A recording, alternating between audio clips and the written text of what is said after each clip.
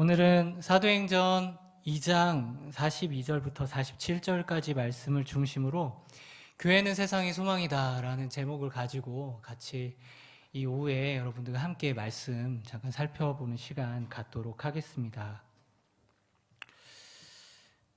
하나님께서 예수 그리스도의 십자가 죽으심과 부활을 통해서 지상 가운데 이루신 최대의 업적이 있는데요. 그것은 바로 이 지상에 하나님의 교회를 세우신 일입니다. 그래서 마테마가 누가 요한복음이 끝나는 그 시점에 사도행전이 나온 것이고요.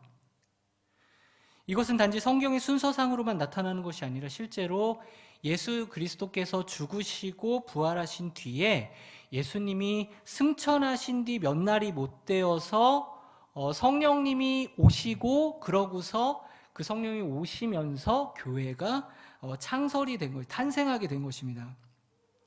예수님이 온 생애를 다해서 사역하신 것이, 그리고 지난주 내내 고난주간을 통해서 십자가에서 죽으시고 또 오늘 부활하심을 기념하게 되었는데, 이 죽으시고 부활하신 이 모든 사역이 결국에는 궁극적으로는 이 땅에 교회를 창설하시기 위함임을 볼 때, 교회는 하나님의 매우 중대한 프로젝트였음을 우리는 알아야 됩니다. 그런데 의외로 많은 사람들이 이 세상에 교회가 왜 세워지게 되었는지, 도대체 교회의 정체가 무엇인지를 잘 알지 못하거나 혹은 피상적으로 이해를 함을 통해서 교회 자체가 가지는 그런 기능과 사명을 제대로 수행하지 못하는 것을 보게 됩니다. 교회가 뭔지, 교회의 정체성은 무엇인지, 그리고 그 교회가 어떤 사명을 가지고 있는지를 알아야 되는데, 근데 그것을 알지 못한다는 거죠. 이것을 알아야 되는 가장 중요한 이유는 바로 교회가, 여기 우리가 보통 뭐 교회 가자 이러면은 약간 교회가 어떤 건물처럼, 남곡동에 있는 어떤 교회 예배당인데, 근데 그것을 이제 교회로 그냥 일치시켜 버리는 거죠. 근데 사실은 교회는 우리가 지금 모여서 앉아있는 이 예배당이 아니라, 아시는 분들은 아시겠지만 교회는 우리 자신이기 때문입니다. 그러니까 교회를 아는 것이 중요한 것은 교회가 우리 자신인데, 교회의 정체성을 아는 것은 우리 자신의 정체성을 아는 것과 마찬가지라는 거예요. 그런데 만약에 그리스도 예수께서 온 생애를 다해서 우리 교회를 세우시기 위해서 십자가에 죽으시고 부활하셨음에도 불구하고 우리가 교회로서, 우리 자체가 교회로서의 정체성과 사명을 온전히 우리가 깨닫지 못한다면 그건 비극이죠. 저는 오늘 말씀을 시작하면서 먼저 이곳에 계신 우리 성도님들께 여쭤보고 싶습니다. 여러분들 교회가 무엇이라고 생각하십니까? 방금 교회는 우리 자신이다 제가 이렇게 말씀을 드리긴 했는데, 교회가 뭐라고 생각하십니까? 그리고 그 교회가 가지고 있는 사명은 뭐라고 생각하십니까? 우리는 이것을 깨닫기 위해서 일반적으로 가장 먼저 교회가 뭔지를 알아보면 이제 단어가 뭔지를 알아야겠죠. 그러면 이제 그 성경에 나타나 있는 교회를 구약 히브리어, 신약 헬라어가 뭐라고 말하는지 잠깐 보면, 교회는 구약 히브리어는 에다 혹은 카할이라는 단어를 쓰는데, 이것은 부르다, 카할, 부르다라는 그런 어떤 내용, 어근을 가지고서 결국에는 부름받아 지정된 장소로 모이는 모임, 그런 걸 말하고요. 회중들의 모임, 이런 것들 말하고, 신약 헬라어로 에클레시아 많이 들어보셨을 텐데, 에클레시아는 밖으로 불러낸 모임이라는 그런 의미를 가지고 있습니다. 결국에는 다 이 구약이나 신약이나 좀 부름받은 존재, 어떤 특별한 목적을 가지고 하나님께서 부르신 그런 모임을 가리키는 것이죠. 이 모두 하나님께서 어떤 목적을 가지고 불러내신 회중들의 모임을 가리키는 것인데요. 그러면 목적이 뭐냐는 거예요. 도대체 교회를 부르신 그 목적이 뭐냐? 그렇게 따로 이 세상과 같이 뒤섞여 있었던 우리들을 따로 떼가지고 굳이 모아서 불러내신 목적이 뭐냐는 거죠. 교회의 존재 목적. 그걸 우리가 알아야 된다는 거예요. 어떤 조직이나 공동체의 정체성을 보려면 뭘 보면 알 수 있냐면 그 조직이 뭘 하는지를 보면 알 수 있습니다. 여러분들 기업은 뭐 하는 거죠? 일반적으로 기업 그러면 그냥 너무 이렇게 뭉뚱그려서 말을 하지만 기업은 목적이 뭡니까? 결국엔 네. 뭐 이윤 추구 뭐 이렇게 그렇게 아니고 돈 벌려고 하는 거죠. 결국에는 기업은 돈 벌려고 하는 겁니다. 여러분들 교육기관 뭐 합니까? 학교는 뭐 하는 곳이죠? 교육을 하는 곳이죠. 여러분들 군대는 뭐 하는 곳입니까? 군대는 보면 뭐 합니까? 맨날 군대 모이면 뭐해요? 맨날 총 쏘고 무기 막 손질하고 그리고 전술 짜고 이런 거 하잖아요. 뭐 하는 거예요? 전쟁을 준비하는 거예요. 전쟁하는 그 단체가 군대인 것이죠. 그래서 그 단체나 공동체가 뭐 하는 거냐? 무슨 단체냐 그걸 알려면은 그 모여서 뭐 하냐 이렇게 들여다보면 알 수 있는 거죠. 자, 그럼 교회는 어떻습니까? 교회는 어떤 단체입니까? 교회 뭐 하죠? 모여서 뭐 합니까? 네? 거의 대부분 뭐예요? 교회 모이면. 지금도 모여서 지금 뭐 하고 있습니까? 오후 예배. 네, 예배 드리고 있죠. 오전엔 오전 예배 드리고. 그리고 새벽에도 또 모여서 예배하고, 금요 뭐 기도회라고 하지만 또 예배하고. 예배만 합니까? 또 뭐도 하죠? 네? 교제를 하죠. 성도의 교제. 이런 것들을 하는 것이죠. 근데 이런 것이 전부일까요? 해야 되는데 안 하는 게 혹시 있지는 않을까요? 우리가 한번 생각해 봐야 되는 것입니다. 예배드리고 성도의 교제하는 것 중요하기 때문에 하는 겁니다. 실제로 우리가 교회를 이해할 때 예배드리고 성도의 교제하는 게 굉장히 중요한 부분을 차지합니다. 근데 그게 다냐는 거예요. 오늘 여러분들이 교회에서 하루 종일 했던 것이 아마 예배드린 것과 성도들끼리 만나서 교제 나눈 것을 하셨을 텐데, 근데 그거 왜 하냐는 거예요. 우리가 뭐 왜 하긴 왜 해? 시키니까 하지. 뭐 이럴 수도 있어요. 시키니까 하지. 뭘 알아야 돼? 그거 알아야 돼. 이런 분들이 혹시 있을지 모르겠습니다. 대답하기 곤란한 거죠. 그냥 해왔는데, 무심코 해왔는데, 생각해보니까 예배를 왜 하는 거지? 교회가? 성도의 교제를 왜 하는 거지? 이런 생각이 드는 거죠. 근데 그렇게 말하면 교회를 이해하는 것이 너무 피상적이지 않을까요? 교회는 예배하는 곳이구나. 성도들이 교제하는 곳이구나. 그게 달까요? 그거는 교회의 정체성과 사명을 온전히 이해하지 못한 피상적인 이해라고 볼 수 있습니다. 여러분, 오늘 사도행전 2장 42절부터 47절까지 본문 말씀은 예수님의 죽으심과 부활을 통해서 창설된, 그렇게 해서 설립된, 시작된 초대교회의 모습과 생활상, 그리고 그 교회에 대한 세상의 평가가 오늘 우리 12여전대 대표가 되셔서 이렇게 성경 봉독을 해주셨는데, 이 본문에 아주 잘 요약이 되어 있습니다. 좀 자세하게 볼 수 있으면 좋은데 시간이 없기 때문에 이런 교회의 모습은 이렇습니다. 초대 교회의 모습, 그 당시의 생활상을 제가 말씀드릴게요. 교회의 시작이었던 사도들은 복음을 전했습니다. 초대교회 모습이에요. 복음을 전했어요. 그리고 하나님의 말씀을 가르치고 교회는 그 가르침을 받았습니다. 그리고 성도들 서로 간에 교제를 나눴습니다. 성만찬을 하기도 하고요. 또 성전에 모이기를 힘쓰면서 예배했습니다. 그리고 마지막으로 자기 재산과 소유를 팔아서 각 사람의, 이 교회를 이루고 있는 그 구성원들의 각 사람의 필요를 따라서 부족한 사람은 채워주고, 이런 일들을 했습니다. 돈과 물건을 나눴습니다.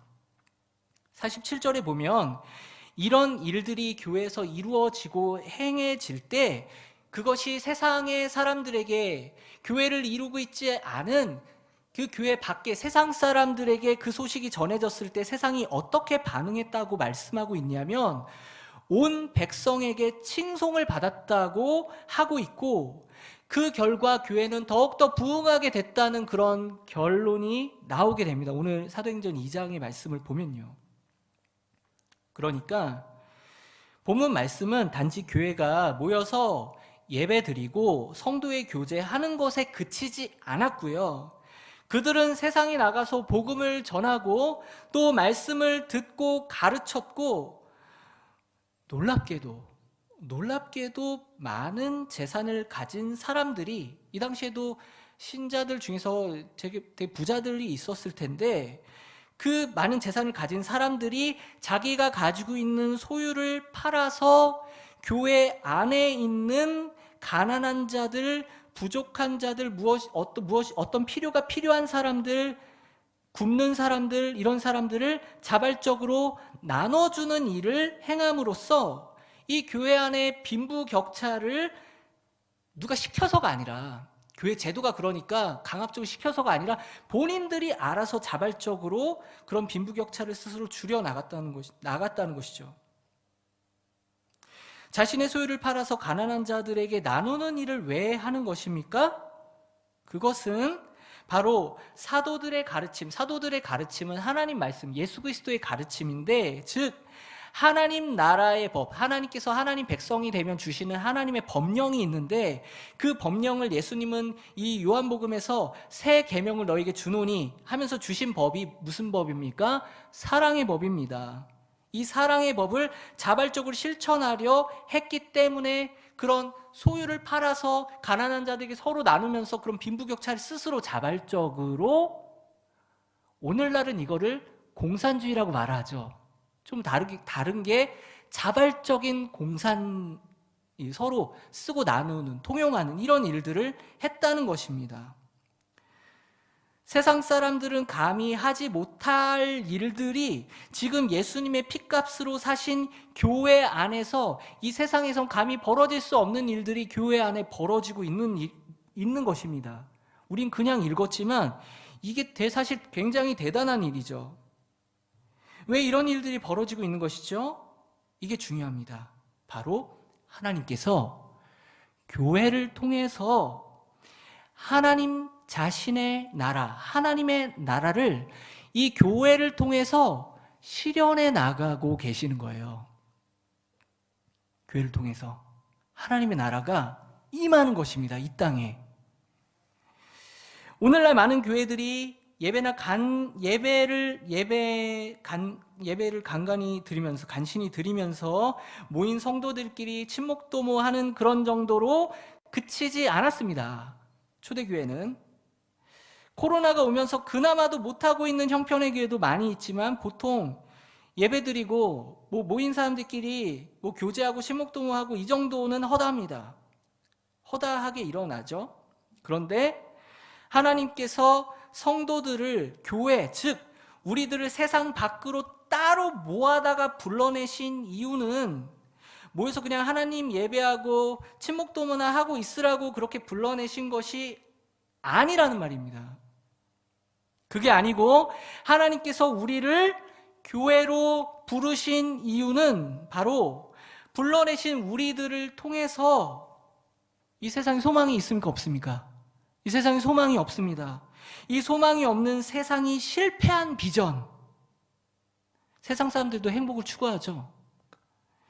그런데 이 세상이 실패한 비전, 즉 이 세상에 뭐가 있습니까? 분열과 차별과 불평등과 미움과 다툼이 있고, 그리고 이 세상에는 정의가 사라지고 사랑이 없는 그런 세상 속에서 정의와 사랑과 평화가 충만한 그런 하나님의 나라를 이 세상에 이식하시기 위해서 하나님이 교회를 세우셨다는 거예요.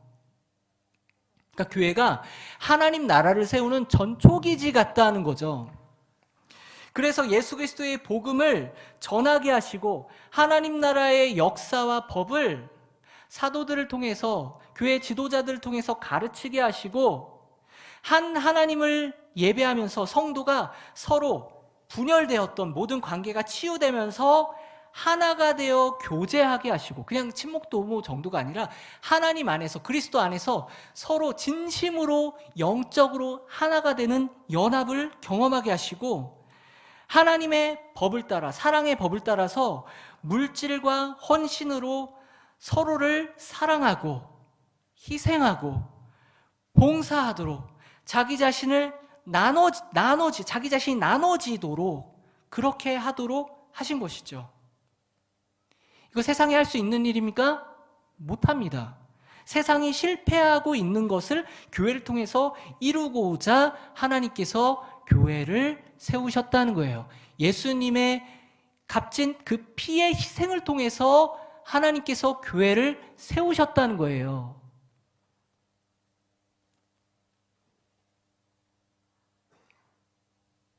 그냥 구원받은 사람들의 구원의 방주가 아니란 말입니다. 여러분들, 우리나라는 빈부격차가 매우 심한 나라입니다. 그리고 세대 간, 남녀 간, 한남 한녀 막 이렇게 서로 비난하고 정치적 좌파 우파가 그리고 지역적인 분열이 매우 심한 나라입니다. 우리나라는 굉장히 심한 나라예요.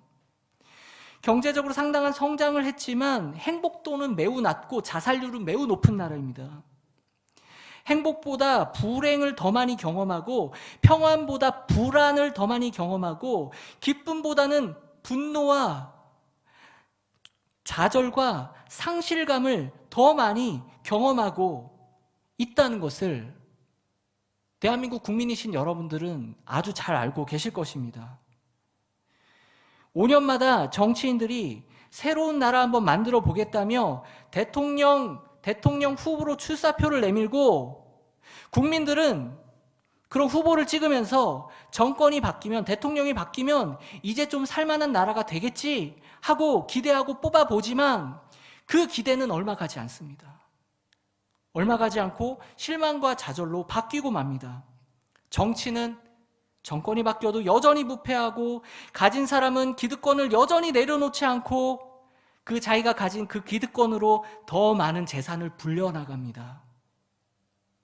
그렇게 재산을 불려나가는 동안 없는 사람들은 더 가난하게 됩니다. 이것은 비단 어제 오늘만의 문제가 아니었고 이 지상에 죄가 들어온 뒤로부터 단 한순간도 그친 적이 없었던 그런 문제입니다. 새로운 세상을 만들어 보겠다면, 지난번에 제가 설교를 했었을 때 프랑스 대혁명에 대해서 한번 말씀드린 적이 있었는데, 그 프랑스 대혁명을 일으킨 것은 평등한 세상, 인권이 존중된 세상, 좋은 세상, 유토피아를 만들어 보려고 한 거였어요. 그래서 왕의 목을 치고 프랑스 대혁명을 일으켰지만 그 새로운 세상이 온 것이 아니라 결국 대혁명을 일으켰던 그 주체, 여러 빈민들도 있었고 되게 많은 사람들이 있었는데 그 주체 중에 하나였던 부유한 부르주아들이 혁명을 통해서 그것을 기회로 더 막대한 재산을 가지게 돼요. 이렇게 되면서 산업혁명이 일어나고 빈부격차가 엄청나게 됩니다. 그러면서 프롤레타리아 계급에 있는 서민들과 하층민에 있는 사람들은 더 착취를 받았습니다. 이것을 본 칼 마르크스가 모두가 평등한 세상, 물질로부터 소외되지 않는 모두가 똑같이 나눠지는 공산 세상, 이런 세상을 꿈꾸고서 사회주의 공산주의 이론을 내밀었고 그에 동조하는 사람들이 혁명을 일으켜서 문제는 돈 많은 부르주아들 때문이야. 이들을 처단하면 돼 라고 하면서 정말 총을 들고 칼을 들고 일어나서 그 돈 많은 부르주아들을 처단했지만 평등은 오지 않았습니다. 오히려 그 프롤레타리아, 무기를 들고 일어나 봉기했던 그 프롤레타리아, 이 공산당의 지도층들 가운데서 그 기회를 틈타서 탐욕을 품은 이들의 그런 권력 획득과 독재로 불평등이 계속되게 되었죠. 아니, 오히려 더 심해지고 말았습니다. 더 못 살게 되었고 빈부격차는 더 심해지게 되었습니다. 짝퉁이긴 하지만 우리 위쪽에 있는 그 나라도 이런 예죠. 나라라고 할 수 있는지 모르겠지만 세상은 늘 이런 식입니다. 좋은 세상을 간절히 기대하고 그 사람들은 마지못해 했겠습니까?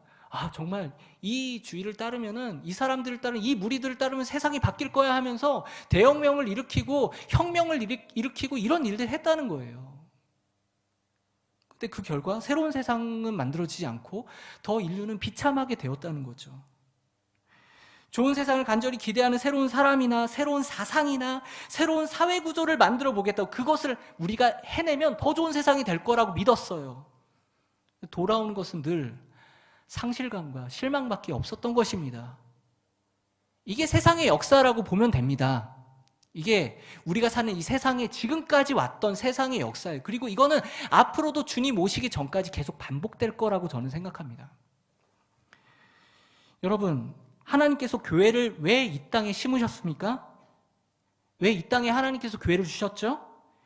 죄가 굴림해서 진정한 사랑을 경험할 수 없는 이 세상 가운데에서 약육강식이 가득하고 강한 자만 살아남을 수 있는, 약자들을 아무도 거들떠보지 않는 이 세상 가운데에서 하나님이 다스리시는 하나님의 나라가 어떤 나라인지, 그 나라가 얼마나 훌륭한 나라인지 경험하게 해주시려는 대한 공동체로, 그리고 모델하우스로 교회를 허락해 주셨다는 거예요. 대안으로 주셨다는 거예요. 이 세상에, 이 행복을 잃어버린 이 세상에 대안으로 주신 것이 교회, 모델하우스가 교회라는 것입니다. 여러분들, 모델하우스가 뭡니까? 모델하우스 가보셨습니까? 아파트나 주택을 똑같은 모양의 세트로 만들어 놓고서 앞으로 입주하게 될 그 아파트나 주택이 얼마나 좋은지, 실내 내부 인테리어 이렇게 싹 다 보면서, 동선 보면서, 아 진짜 화장실 몇 개고 막 이런 것들 막 다 보면서 기대해 보는 거죠. 내가 입주할 그 아파트나 주택을 보는 겁니다. 그래서 막 기대감을 갖는 거예요. 내가 들어갈 집이 이렇게 좋겠구나. 나 여기로 해야지. 경험하고 체험해 주게 하는 것입니다. 교회는 바로 하나님 나라의 모델하우스 같은 곳이에요. 그러니까 거기 들어가면요, 하나님 나라가 어떤 곳인지 맛볼 수 있고 짐작하게 해주는 곳이라는 거죠. 죄가 군림하는 정의와 사랑이 없는 세상에 살면서 지치고 실망한 세상 사람들이 사랑이 많으신 하나님이 다스리시는 하나님의 나라가 얼마나 복되고 아름다운지를 경험할 수 있는 모델하우스 같은 곳이 바로 교회라는 거예요. 교회. 오늘 본문에서 예수님의 죽으심과 부활, 승천 이후에 성령의 강림을 통해서 나타난 첫 교회의 모습이 바로 그와 같은 하나님 나라의 모델하우스 같은 그런 모습을, 굉장히 모범적인 모습을 잘 보여줬고, 그 모습을 보고 죄악된 세상에 찌들어 지치고 고난 세상 사람들이 어떤 반응을 보이냐면 교회를 칭송한 거예요. 와, 훌륭하다. 훌륭하다. 진짜 이 공동체 최고다. 바로 이것이 교회의 정체성이고 존재의 목적이고 교회에 하나님께서 교회에 주신 사명이라는 것입니다. 근데 교회가 누구라고 했어요? 우리라고 했죠. 교회인 우리는 하나님 나라의 현현 그 자체이고 세상은 우리를 통해서 하나님의 나라를 가늠해 보는 거예요. 우리들을 보고 교회에 모여보면서 이 하나님 나라의 모델하우스를 체험해 보면서, 와 진짜 사랑이 많다. 세상과 다르네. 세상은 진입장벽이 높아요. 기득권들이 자기 기득권을 놓지 않습니다. 텃세 부립니다. 가면은 안 껴줍니다. 그게 세상이에요. 자기랑 소득 차이 조금만 나도 자기는 정말 좋은 아파트 사는데 누구 임대 아파트 살면은 무슨 다른 존재 대합니다. 어울리지 말라고, 그 아이들하고. 이게 세상입니다. 근데 교회는 그렇습니까? 안 그렇습니까? 안 그렇죠. 세상과 다른 거죠. 진입장벽이 없습니다. 누구라도 올 수 있고요. 가난한 사람들, 부자든, 많이 배운 사람이든 못 배운 사람이든 누구든 와서 그 모임을 통해서 복음을 듣고 하나님을 만나고 같이 서로 사랑하고 나누는 그런 곳이 바로 교회라는 거예요. 별로 와닿지 않으십니까? 우리의 현실과 너무 다르다고 느껴지시는 거 아닌가요? 혹시? 그러니까 어쨌든 원래 교회는 이렇다는 겁니다. 그런데 오늘날 세상은 교회를 오늘 말씀이랑 좀 달라요, 반응이. 오늘 말씀은 교회를 보고서 세상이 교회를 칭송했다고 했는데, 근데 오늘날 세상은 교회를 칭송하지 않습니다. 왜죠? 교회를 통해서 하나님과 하나님의 통치가 잘 보이지 않기 때문이에요. 오히려 오늘날 세상 사람들의 시선에 의하면 교회는 세상과 다를 바 없이 이기적이고, 교회 내에서도 교회 갔더니 골치 아파. 세상만 싸우는 줄 알았는데 교회에서도 막 파벌 나눠서 막 싸웁니다. 편들고 싸우고 다투고 분열이 가득하고 사랑이 없고 냉랭하고, 교회 내에 가진 자와 가지지 못한 자, 소득에 따라서 학식에 따라서 서로 계층이 나뉘고, 교회의 직분에 따라서 계급 구조가 생기고, 겉으로는 막 예의 있는 척 웃으면서 이렇게 대해야지 예를 차리지만 그 안에는 실상 사랑과 용납과 희생은 잘 보이지 않습니다. 교회가 충분히 정체성을 따라 사명을 따라 잘하고 있는데 세상이 오해한 것일까요? 정직하게 말하면 그런 것 같지는 않습니다. 그렇다면 이렇게 본래의 정체성을 망각하고 무너져 있는 이 교회가 하나님 나라의 모델하우스, 소망이 없는 세상에 소망이 되기 위해서 해야 될 것은 무엇일까요? 남의 얘기하는 게 아닙니다. 우리가 교회라고 말했죠. 우리가 교회로서 하나님 나라의 현현, 우리를 통해서 세상에 하나님 나라가 있구나, 하나님 정말 살아계시구나, 이 공동체에는 사랑이 가득하구나, 이것을 알기 위해서 우리가 해야 될 것이 무엇입니까? 그것은 하나님에 의해서 세상으로부터 부름받은 우리들의 정체성을 우리가 먼저 깨닫고 그 사명을 따라 사는 일입니다. 우리는 단지 주일에 잠깐 예배하고 친목 도모하려고 모이는 것이 아니에요. 계속 말씀드렸지만 교회는 그러려고 존재하는 게 아닙니다. 예수 믿고 구원받고 그냥 예배 매주 그냥 신앙 유지하고 그런 게 아니라고요. 이거 우리 분명하게 짚고 넘어가야 됩니다. 우리의 사명은 이 죄 많은 세상에, 사랑이 없는 세상에 하나님의 사랑이 가득한 하나님의 나라를 이 땅 가운데 실현해 나아가고, 이 세상에 하나님 나라가 있다는 것, 하나님이 살아계시고 그 사랑의 하나님이 다스리시는 이 교회가 얼마나 훌륭한지를 이 세상에 선전하고 소개하는 일이 우리 교회가 해야 되는 일인 줄 믿으시기 바랍니다. 그래서 우리는 우리가 믿는 복음을 통해서 그리스도의 사랑을 전도해야 되고요, 사랑의 하나님의 법을 날마다 말씀을 통해서 배워야 되고 또 가르치고 실천해야 되고, 성도의 교제를 통해서 이 분열된 관계가 치유되는 것을 경험해야 되고요, 죄와 탐욕 때문에 세상이 감히 하지 못하는 자기가 가진 기득권과 재산과 소유를 내려놓고 팔아서 서로 나누고 봉사하는 일을 해야 하는 것입니다. 저는 확신하기는 교회가 오순절 성령 강림 이후에 나타난 오늘 본문의 초대교회처럼 하나님 나라의 모델하우스의 역할을 잘 감당하게 될 때 비로소 세상 사람들이 교회를 분열과 차별과 불평등과 불행이 가득한 세상의 대안으로 인정해 줄 거예요. 막 뉴스에서 나오는 거예요. 교회에 대해서 정말 대안이 된다고, 우리가 이걸 배워야 된다고, 세상이 교회를 소개하면서 이런 일들이, 지금은 잘 벌어지지 않는 그런 일들이 이 교회가 하나님 나라를 나타내는 그런 교회로서의 사명과 정체성을 다시 회복할 때 이런 일들이 나타날 것을, 세상이 교회를 다시 칭송하게 될 것을 저는 믿어 의심하지 않습니다. 말씀 맺겠습니다. 날이 갈수록 어두워져가는 세상 가운데에서 어떤 정부나 조직이나 사상이나 사람이 소망이 될 수 없습니다. 오직 예수님의 핏값으로 세우신 교회만이 이 세상의 유일한 소망이 되는 줄 믿으시길 바랍니다. 우리가 소망이 되어야 돼요. 우리가 교회만이 세상의 진정한 대안이 될 수 있는 대안 공동체, 하나님 나라의 훌륭함을 보여줄 수 있는 그런 모델 하우스입니다. 하나님 나라의 모델 하우스입니다. 비록 오늘날의 교회는 그런 하나님 나라의 모델 하우스의 온전한 모습을 구현하고 있지는 잘 못하지만, 오늘 이 말씀을 통해서 교회의 정체성과 사명을 깨닫고 꿈꾸기를 원합니다. 저는 그 비전을 같이 오늘 우리 성도님들과 함께 나눈 거예요. 오늘 말씀이 사실 오늘 당장 내 위로가 필요한데 그런 위로는 주지 않을 줄 모르겠습니다. 하지만 이 말씀을 통해서 하나님께서 우리 교회를 향하신 하나님의 안목을 같이 나누는 시간이 되었으면 했었어요.